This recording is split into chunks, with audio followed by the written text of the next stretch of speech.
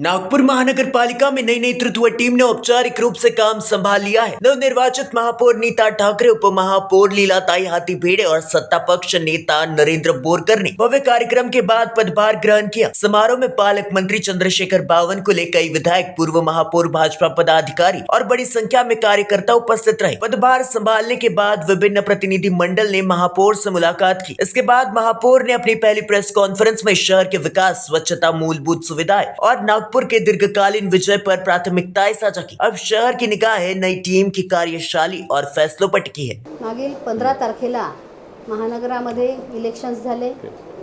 शहराने भारतीय जनता पक्षावर प्रचंड विश्वास टाकला, मोठ्या प्रमाणात नगरसेवक निवडून दिले आणि त्यामुळे महापौर होण्याचा मान मिळाला। शहरातील सर्व जनतेचे मनापासून आभार आहे।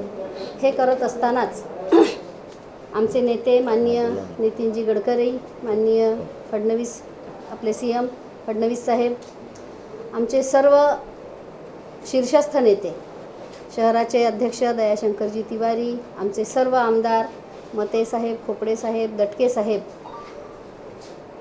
इतर सर्व मोठे नेते ज्यांच्या मार्गदर्शनात भारतीय जनता पार्टी आणि आम्ही सगळे काम करतो, सर्वांचे मनापासून आभार मानते। त्याचप्रमाणे भारतीय जनता पक्षाचं काम करणारे पदाधिकारी, कार्यकर्ते आणि जे पदाधिकारी नसतील पण स्नेही आहे अशा सर्वांचं देखील मनापासून आभार मानते। त्यांच्यामुळे हा प्रवास पूर्ण झाला, शक्य झाला आणि त्यामुळे आज महानगरपालिकेमध्ये भारतीय जनता पक्षाची सत्ता आहे। भारतीय जनता पक्ष आणि सोबत जे आणखी 2 लोक आहेत आणि हे म्हणत असताना एकीकडे जेव्हा माननीय नेत्यांचे आभार आहे, त्याचवेळी अतिशय आनंद या ठिकाणी आहे। हा आनंद व्यक्त होत असताना जबाबदारीची सुद्धा जाणीव आहे। शहरासाठी काम करायचं आहे, एवढा मोठा विश्वास जो नेत्यांनी टाकला आहे, निश्चितपणे त्या विश्वासाला तडा जाऊ देणार नाही। मी माझ्यासोबत लीलाताई हाथीबेड ह्या उपमहापौरपदी आहे। बाल्याभाऊ आम्हाला सत्तापक्ष नेता म्हणून मिळाले आहे आणि सत्ता पक्षाच्या नेत्यांच्या माध्यमातून निश्चितपणे महानगराचं टाउन हॉल, आपलं सदनाचं काम शहराला उपयोग होईल, शहराच्या गरजा पूर्ण होण्यासाठी त्याचा फायदा होईल या अर्थाने करण्याचा मानस म्हणजे आमचा निर्धार आहे। आज पहिला दिवस आहे, पदग्रहण केलेलं आहे। अगदीच कुठल्या विभागाची अजून तशा प्रकारे आढावा बैठक, तितकं डिटेल कुणाशी बोलणं झालेलं नसलं तरीसुद्धा महानगरपालिकेच्या काही गोष्टींचं जे आकलन मला आहे, माझ्याकडे आहे, त्या अर्थाने तुमच्याशी बोलायचं ठरवलं आहे।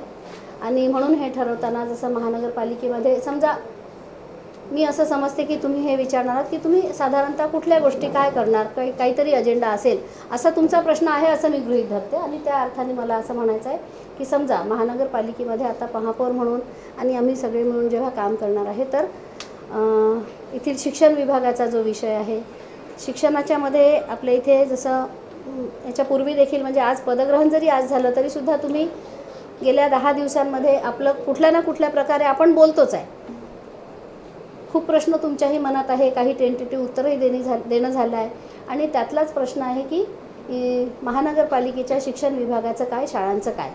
मला आपल्याला असं सांगायचं आहे की नागपूर महानगरपालिकेमध्ये आधी शाळा थोड्या अधिक होत्या, त्या जरी कमी झाल्या असल्या काही प्रमाणात तरीसुद्धा कमी होण्याचं जे इंग्रजी माध्यमांचं प्रमाण वाढवायचं असा जो विषय होता तर ते काम सुरू केलेलं आहे महानगरपालिकेने। 6 इंग्रजी माध्यमांच्या शाळा याच्यापूर्वी होत्या, त्या वाढून नंतर 13 झाल्या आहे आणि त्याच्यामध्ये आता जसं 38 प्रभाग आपल्या इथे आहे तर प्रत्येक प्रभागामध्ये एक चांगली शाळा इंग्रजी माध्यमांची तयार करायची आणि त्या माध्यमातून जे गोरगरीब जे लोक आहे, गोरगरीब म्हणण्याचा अर्थ असा आहे की आज प्रत्येकाला असं वाटतं की आपले मुलं इंग्रजी शाळेत शिकले पाहिजे आणि तिथे मोठ्या प्रमाणात फीस त्यांना द्यावी लागते। महानगरपालिकेचं कर्तव्य आहे शाळेच्या माध्यमातून प्राथमिक शिक्षण देण्याचं आणि त्याच्यामुळे त्या सर्व लोकांना ज्यांना ती फीस परवडत नाही किंवा ताण पडतो अशा सगळ्या लोकांसाठी अशा प्रकारची शाळा की जिथे चांगलं इंग्रजी माध्यमाचं शिक्षण मिळू शकेल हे काम करण्याचा मानस आहे। 38 प्रभाग किमान सुरुवात या अर्थाने 38 शाळा व्हाव्या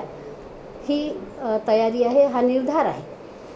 सोबतच त्या दिवशी प्रश्न होता की मग इंग्रजी माध्यमाच्या शाळा होत असताना मराठीवर देखील आपल्याला मराठीकडे देखील दुर्लक्ष करून चालता येणार नाही आणि त्याही अर्थाने निश्चितपणे प्रयत्न करणार आहे. आता हे करत असताना महानगरपालिका याच्यापूर्वी जे करत होती त्या गोष्टींमध्ये जसं आर्थिकदृष्ट्या समजा मागे असणारे जे पालक आहे, मागास जे लोक आहे, त्यांच्यासाठी 500 रुपये MPSC व UPSCचं शिक्षण तेवढे पैसे भरून त्यांना देण्याची व्यवस्था करण्याचं महानगरपालिकेचं एक निर्णय या ठिकाणी याच्यापूर्वीचे जे आपले महापौर होते त्या सगळ्या महापौरांनी शहरासाठी आणि शिक्षणासाठी चांगलं काम केलं आहे आणि तो मानस आहे ते काम पुढे नेण्याचा ठरवलं आहे. 2021 पासून हा उपक्रम सुरू आहे. कोणता? सुपर 75. एक आपण सुपर 30ची कल्पना आपल्या सर्वांना आहे आणि तशाच प्रकारचा एक उपक्रम आपल्यापूर्वी महानगरपालिकेच्या महापौरांनी ठरवला होता आणि तो सुपर 75 असा होता आणि त्याच्यामध्ये निशुल्क ट्युशन महानगरपालिकेच्या मार्फत NDA, JEE, नीट यासाठी वगैरे आपल्याला सुरू आहे. आता हा जो उपक्रम सुरू आहे याच्यामध्ये 400 विद्यार्थी आज घडीला या गोष्टीचा लाभ घेत आहे आणि त्याच्यामुळे जो स्तर आहे महानगरपालिकेचा, तर जे विद्यार्थी आहे त्यांचा 10-20% विद्यार्थी किमान असे आहे की त्यांचा स्तर वाढून त्यांना 90% मार्क्स त्या विद्यार्थ्यांना मिळतात आहे. त्याच्यामुळे गुणवत्तेचा स्तर वाढतो आहे. हे शिक्षण विभागाचं काम महानगरपालिकेच्या मार्फत आपण करतो आहे. आरोग्य विभागामध्ये पुढे आपल्याला अधिक काम करायचं आहे. हे जसं खरं असेल तरीसुद्धा जे काम पूर्वी सुरू आहे त्याची चर्चा केली पाहिजे आणि त्यामुळे नागपूरमध्ये 54 UPSC ज्याला आपण आरोग्यवर्धिनी असं म्हणतो ते दवाखाने सुरू आहे. 20 हेल्थ वेलनेस सेंटर हे देखील सुरू आहे. दोन्ही यंत्रणा अधिक सशक्त व्हाव्या यासाठी नागपूर महानगरपालिकेच्या मार्फत आपण प्रयत्न करणार आहे. निश्चितपणे ते आपण खूप सशक्त करू आणि याच्यामध्ये ज्या काही आरोग्याच्या सोयी आहे, ज्या उपलब्ध सोयी आहे, जे उपचार मिळतात त्या उपचारांची माहिती जनतेपर्यंत आता जेवढी आहे त्यापेक्षा अधिक ताकदीने, अधिक खाली, अधिक शेवटच्या स्तरापर्यंत नेण्याचं देखील आपलं ठरलेलं आहे.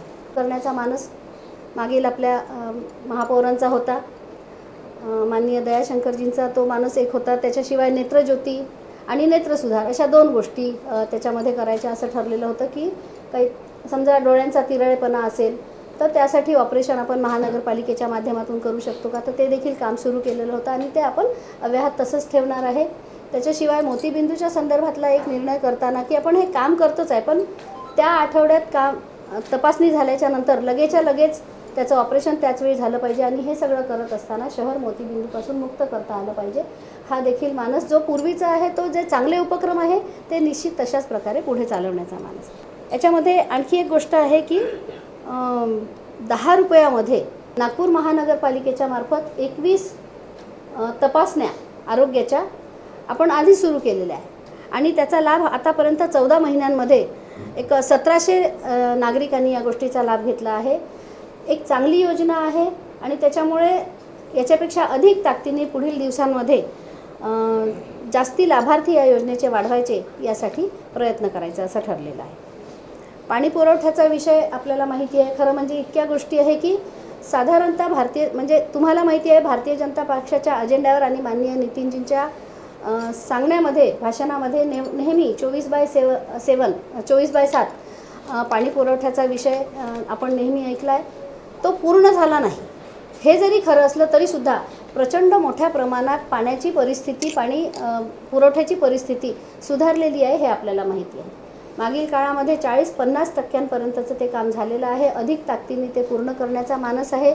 थोडा वेळ लागत असेल तरीसुद्धा मला हे सांगताना तुम्हाला असं म्हणायचं आहे की ज्यावेळी मी निवडून आली होती पहिल्यांदा तेव्हापासनं आणि म्हणजे इतकी स्थिती कठीण होती की खरोखरीच मगाशी आमच्या अध्यक्षांनी सांगितलं की राजकारण तिथलं कसं चालायचं तर टँकर वाटपावर आमचं अक्षरशः राजकारण, त्याला राजकारण हा शब्द देखील तसं म्हटलं तर चूक आहे. टँकर वाटप करताना आमच्या अगदी नाकीनऊ येत होते, कुठेच पाणी मिळत नव्हतं आमच्या भागामध्ये. तर ही आमच्या एका भागाची स्थिती नाही, शहरातल्या अनेक भागांची अशी स्थिती होती.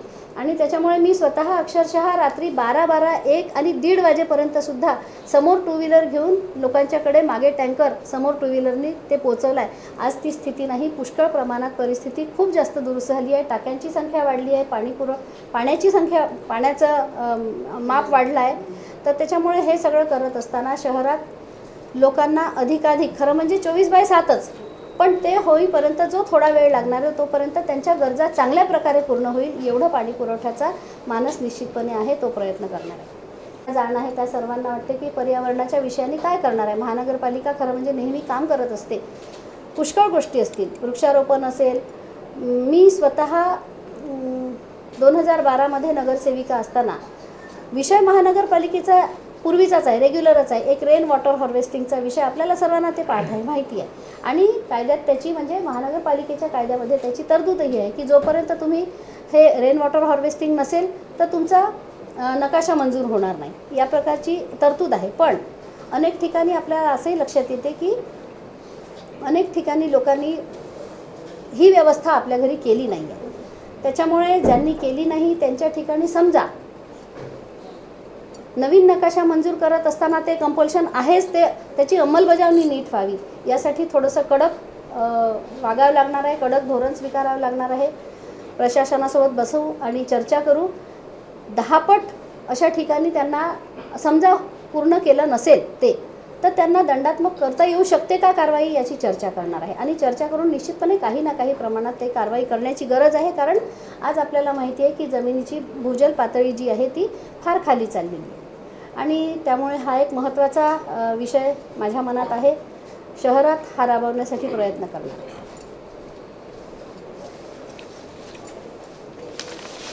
तत्कालीन आपले कमिशनर जे होते ते आले होते आणि हे एक चांगलं वर्कशॉप खरं म्हणजे नेहरू नगर झोनमध्ये घेतलं देखील होती. काही प्रमाणात त्याचा ज्या लोकांनी केलं तिथे मला ताबडतोब दिसलं की ज्यांनी केलं ते लोक नंतर पुढे टँकरला आले नाही. खरं म्हणजे माझ्या इथली जी जमीन आहे ती पाण्याच्या या हार्वेस्टिंगच्या दृष्टीने तितकी उपयोगाची नव्हती, तरीसुद्धा फायदा झाला आहे. त्यामुळे ज्या ठिकाणी हे करता आलं तर निश्चित आपल्याला पाण्याची पातळी वाढण्यासाठी आणि पर्यावरणासाठी याची मदत होईल. त्यामुळे हा देखील निर्णय घ्यायचा आहे, घेतलेला आहे, तो कडक अंमलबजावणीने राबवायचा आहे. एक मल निस्सारण या अर्थाने एक विषय आहे. स्लमच्या अनेक वस्त्या आपल्या शहरामध्ये आहे. अनेक ठिकाणी लहान रस्ते आहे आणि त्यामुळे त्या ठिकाणी लहान रस्ते आहे, सिवेज लहान आहे, टाके बरेच वेळा लहान आहे. अशा ठिकाणी समजा आपले कर्मचारी त्या ठिकाणी जाऊन जर सफाई करत असतील तर ते बरेच वेळा आपल्याला माहिती आहे की त्यांच्या जीवाला त्याच्यामुळे धोका होण्याची शक्यता आहे. ह्या घटना झालेल्या आहेत. त्याच्यामुळे अजूनही ते आहे हे जरी खरं असेल तरीसुद्धा त्या अर्थाने मानवविरहित यंत्रणा, त्या ज्या मशीन आहे ज्या माणसाशिवाय जाऊन त्या लाईनची सफाई करतील, चेंबरची सफाई करतील, ह्या प्रकारचा देखील उपक्रम याचा अर्थ त्याची तरतूद कुठेतरी बजेटमध्ये करावी लागणार आहे. त्याचा अभ्यास हेल्थ डिपार्टमेंटसोबत बसून करून ते देखील करण्याचा ठरवलेला आहे. हे सांगताना मला या गोष्टीचा आनंद होतो की आमचा सगळा जो भाग आहे, म्हणजे अनेक शहराचा जो आउटर एरिया आहे, आपल्या इथली लोकसंख्या खूप वाढते आहे, आउटर एरिया आहे, अनेक ठिकाणी लेवल मिळत नाही आणि मग मलनिस्सारणाची अडचण होते कारण लेवल मिळत नाही. तर त्याच्यामुळे या सर्व ठिकाणी मोठ्या ज्या ट्रंक लाईन आहे, आपल्याला माहिती आहे 1946मध्ये मोठ्या ट्रंक लाईन होत्या. त्याच्यानंतर एवढ्या मोठ्या प्रमाणात, म्हणजे मी आकडा मुद्दामसोबत आणला आहे, CM साहेबांनी 9,007 कोटी रुपयाचं सिवेजसाठी दक्षिण झोनसाठी तरतूद करून दिली आहे आणि दक्षिणमध्ये मोठ्या प्रमाणात त्याचं काम सुरू आहे. आणि त्याचप्रमाणे नागनदी पुनरुज्जीवनासाठी जे 2197 कोटीची तरतूद आहे. शहरामध्ये इतरही ठिकाणी नागनदीच्या सोबतच सिवेजच्या लाईन या सगळ्या गोष्टींसाठी त्याचा उपयोग होणार आहे. हा देखील एक विषय अतिशय महत्त्वाचा आहे असं मला वाटते. आणि मग हे होत असताना नागपूर महानगरपालिकेमध्ये आपल्याकडे जी कर्मचाऱ्यांची साफसफाई करणाऱ्या कर्मचाऱ्यांची जी काही थोडी कमतरता आहे त्याचा अभ्यास करणार, त्याच्याविषयी विचार करू. पण त्यासोबत मानवविरहित स्वीपिंग मशीन समजा आपल्याला किती प्रमाणात घेता येऊ शकतात त्याचा देखील बजेटमध्ये तरतूद करून तो देखील एक विषय हाताळायचा आहे. पर्यावरणाचा विषय घेत असताना आपल्याला माहिती आहे नागपूरमध्ये ई बसेस आमच्या नेत्यांच्या सगळ्या म्हणजे हा उल्लेख केला पाहिजे, कारण माननीय गडकरी साहेबांच्या वारंवारच्या भाषणांमध्ये आपल्याला सर्वांना ते माहितीच आहे की ई बसेसचा जो विषय आहे इलेक्ट्रॉनिक बसेसचा तो निश्चितपणे त्या ठिकाणाहून प्रेरणा घेऊन सुरू झालेला विषय आहे. तर त्या बसेस आपल्या सुरू आहे आणि त्याच्यामुळे 4000 लिटरपेक्षा जास्त डिझेलची बचत ही होतच आहे आणि त्याच्यामुळे शहराच्या हवेमध्ये 100 kg पर डे होता है का मैडम ये 4000 लिटर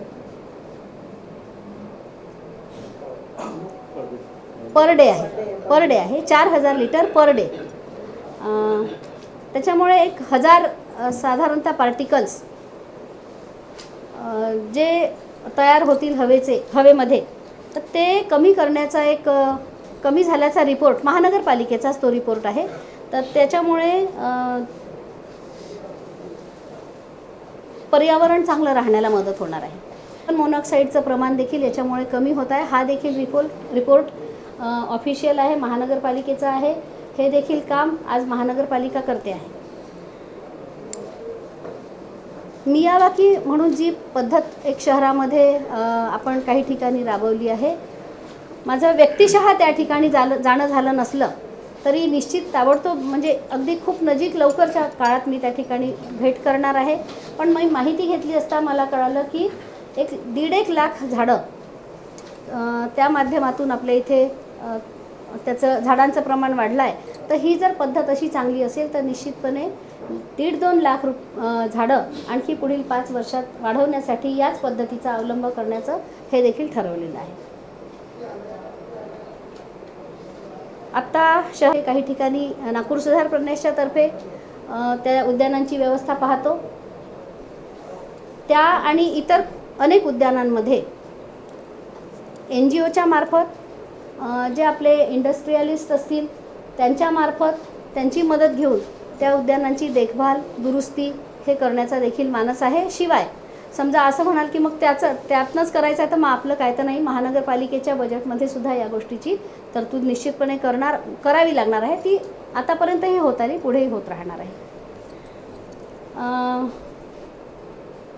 इलेक्शन झाल्याच्या नंतर निवडून आल्याच्या नंतर साधारण एक अंदाज म्हणजे महापौर होईल या अर्थाचा जेव्हा वाटलं तेव्हा काही प्रश्न माझ्यासमोर आपल्याकडून आले आणि त्याच्यामध्ये असं होतं की स्त्रियांच्या साठी सुलभ शौचालयाचा विषय शहरात फार चिंतेचा आहे. तो चिंतेचा जरी असला, निश्चित चिंतेचा आहे, पण महानगरपालिकेने काही केलं नाही असं नाही आहे. महानगरपालिकेमध्ये शहरात 58 सुलभ शौचालय सद्यस्थितीला आहे, 42 स्मार्ट टॉयलेट आहे आणि 100 ई टॉयलेट आहे. मला याची जाणीव आहे की हे इतके असले तरीसुद्धा एवढ्या मोठ्या लोकसंख्येच्या आणि एवढ्या मोठ्या शहरात या सर्वच प्रसाधनगृहांची वाढ करणं अतिशय गरजेचं आहे. त्या दृष्टीने निश्चित प्रयत्न करणार आहे, तरतूदही करणार आहे.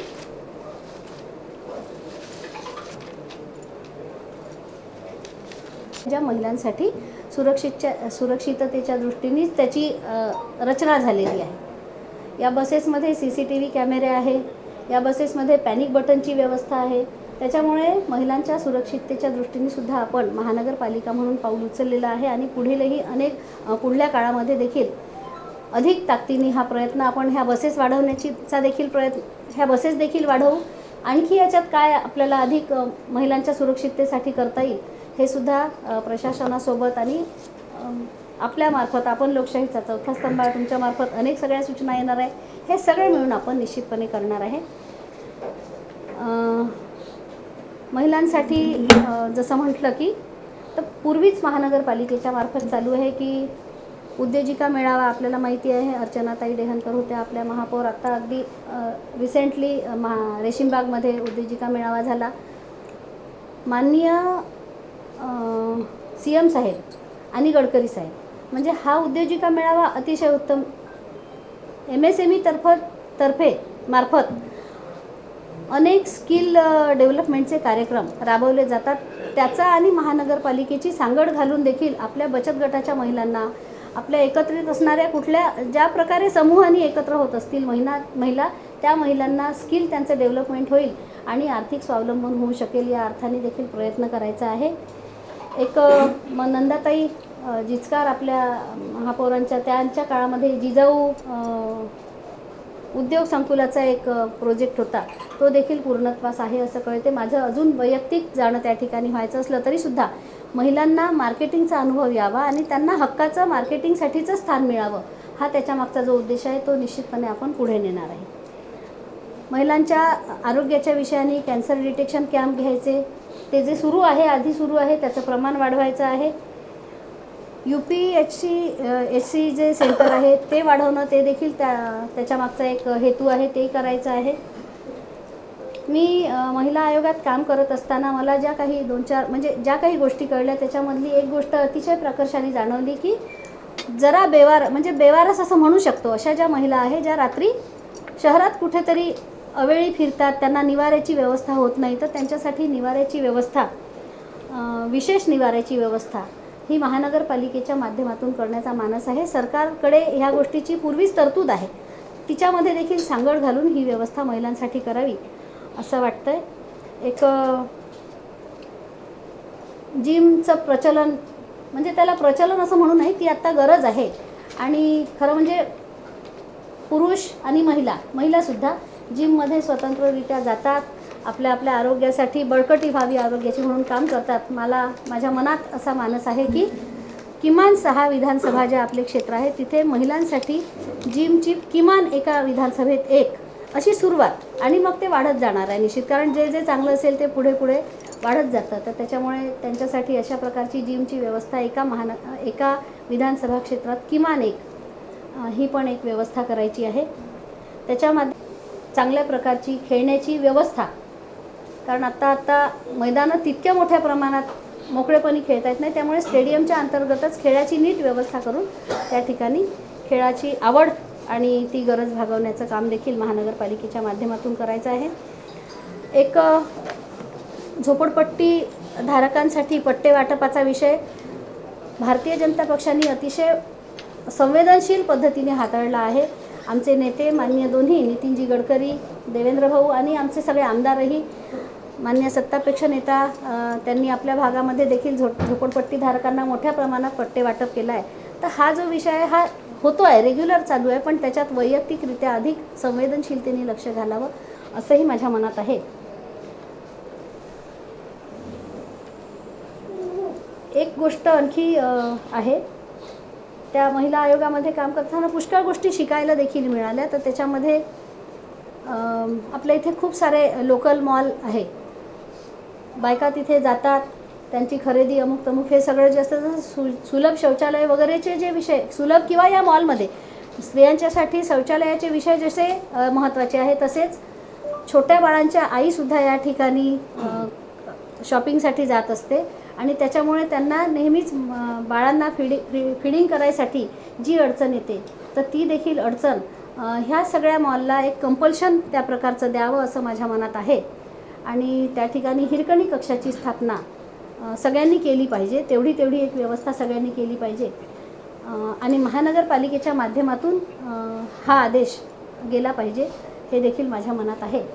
अशा काही निवडकच गोष्टी आपण, म्हणजे आता ही सुरुवातीची पहिली प्रेस आहे, थोड्या गोष्टींची चर्चा केली आहे. सविस्तर चर्चा पुन्हा आपण निश्चितपणे करू, सविस्तर प्रेस घेईन. माझाही अभ्यास अजून सुरू देखील तसं म्हटलं तर झाला नाही, पण जे थोडं बहुत मला मागच्या काळात मी इथे काम केलं महानगरपालिकेत आणि जो काय माझा संपर्क आहे त्यातून मला जे थोडं बहुत माझ्याकडे माहिती आहे ते सगळं तुमच्याशी शेअर केलं. अधिक सगळं चांगलं करण्यासाठी निश्चित तुमची मदत लागणार आहे. तुम्ही मघाशी पण मी म्हटलं की लोकशाहीचा चौथा स्तंभ आहे, लोकांच्या सूचना मागवू. आम्ही असंही ठरवलं आहे की जनता दरबार आमचे सगळेच नेते घेतात, नगरसेवकांच्या माध्यमातूनही ते जर झालं म्हणजे ते करायचं आहे आणि त्यातून सूचना येतील ते सगळं मिळून आणि तुमच्याही सूचना असं सगळं मिळून चांगलं काम करण्याचा मानस आहे. नागपूर शहराला मघाशी म्हटलं तसं देशाच्या पटलावर एक चांगलं शहर म्हणून आपण सगळे मिळून करण्यासाठीचा प्रयत्न आहे. ते आहे. कोविडनंतर ही संख्या वाढली आहे, ब्रेड बटरच्या हिशोबाने हे पण तितकंच खरं आहे. हॉकर्स झोनचा विषय खरं म्हणजे जुना विषय नागपूर महानगरपालिकेमध्ये रखडलेला आहे, हे आपल्याला माहिती आहे. एकदा प्रशासनासोबत बसू द्या. मला माहिती आहे की याच्यावर अनेक वेळा म्हणजे काम झालं आहे, पण त्याचा रिझल्ट पूर्ण अजून आला नाही. तो येण्याच्या दृष्टीने जसं बाजाराची निर्मिती हा त्याच्यामागचा खरं पाहिलं तर उपाय आहे. तर छोटे छोटे महानगरपालिकेच्या जागा आहे, त्या जागा ठरवून आपल्याला कुठे छोटे छोटे बाजार जर तयार करता आले, म्हणजे ऑथेंटिक जागा जर त्यांना देता आली, तर निश्चितपणे त्याच्यावर काही ना काही प्रमाणात, बऱ्याच प्रमाणात आळा बसू शकेल असं मला वाटते. त्या दृष्टीने प्रयत्न. मॅडम आपली तुम्ही जे म्हणता की कोर्टाचा आदेश आहे, खरं म्हणजे आदेशाची वाट पाहण्याची देखील खरं गरज नव्हती. ही बाब कोर्टात जाऊच नये इतकी संवेदनशील बाब आहे. नागपूर महानगरपालिकेमध्ये मला पिरियड अगदी नीट आठवत नाही, पण मी होती त्यावेळीची गोष्ट आठवते. महानगरपालिकेमध्ये सुद्धा, म्हणजे तुम्ही तर शाळेच्या मुलींसाठी म्हणता, ते तर अतिशय आवश्यक आहे, पण आपण तर कर्मचाऱ्यांच्या साठी देखील हा विषय घेतला होता. त्यामुळे सॅनिटरी पॅड निश्चितपणे मिळाले पाहिजे शाळेच्या मुलींना. किमान महानगरपालिकेच्या शाळेच्या मुलींना या कार्यकाळात ते झालेलं तुम्हाला दिसेल निश्चित. प्रत्येक शाळेच्या खाली मॅडम तुम्ही सांगितलं तसं पहा, नियम आहेच. किती मीटर अंतरामध्ये ते नसलं पाहिजे? 200 मीटर शाळेच्या परिसराच्या 100, मला 200 मीटर लक्षात होतं. 100 मीटरपर्यंतच्या अंतरात ते नसलं पाहिजे. हा एक भाग आहे. आपण कारवाई पण करतो. खरी त्यात अडचण आहे, कारवाई नीट कडक होत नाही ती अंमलबजावणी. महानगरपालिकेच्या माध्यमातून या सर्व ठिकाणी कडक अंमलबजावणी होण्यासाठीचा काठोकाठ प्रयत्न करणार आहे. कारण मला माहिती आहे की त्याच्यामुळे मुलांच्यावरचा संस्कारही बिघडणं चालू आहे. त्यांना तब्येतीलाही त्या गोष्टीचा परिणाम होणार आहे. नको त्या वयात मुलांचं नको ते खाणं, नको ते ओढणं, हे सगळं सुरू आहे. त्याच्यामुळे निश्चितपणे अतिशय संवेदनशीलतेने मी या प्रकरणात काम करते. ती स्थिती पाहिली पाहिजे की ज्यावेळी इतकी अडचण होती, प्रचंड त्रास होता लोकांना, त्याच्या तुलनेत खरोखर ही परिस्थिती खूप प्रमाणात सुधारलेली आहे. त्यावेळी जी लोकसंख्या होती त्या मानाने लोकसंख्याही पुन्हा वाढली आहे, शहरही वाढत आहे, वस्त्याही वाढतात आहे.